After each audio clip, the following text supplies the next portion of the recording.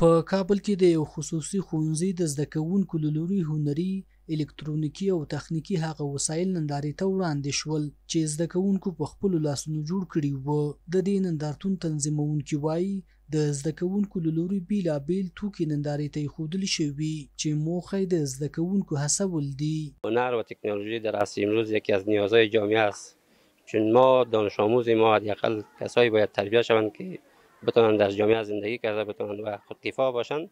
بخش هنر و بخش تکنولوژی را امسال در چوکات مکتب ما تأسیس کردیم. خوشبختانه در مدت کوتاهی که از ایجاد برنامه در مکتب سپری شده ما دستاوردهای فوق‌العاده‌ای داشتیم.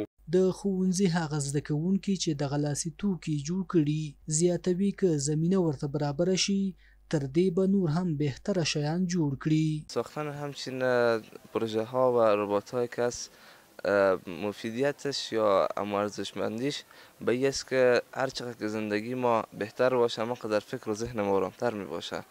برای فکر و ذهن آرامتر زمانی که بر ما مساعد شوه تمام امور زندگی خود ما به خوبی پیش میبریم. زده کوونکي د دا ډول نندارتونونو جوړېدل د نوي نسل په فکري روزنه کې مهم بولي او پر دوام ټینګار کوي. کومه نمایشګاه چې زموږ په مکتب کې جوړه شوې ده د تشویقولو لپاره یعنې د شاګردانو هغه دپاره موږ باید ډېر کوشش وکړو د خپل دولت او د خپل مکتب هغه نه همچنان ډېره سپاسګزاري کوو چې دغه رقم ته نمایشګاه موږ ته جوړې کړې دي او موږ ته یو زمینه فراهمه کړې ده چې په همدې کې نور هم پیشرفت هغه وکړو.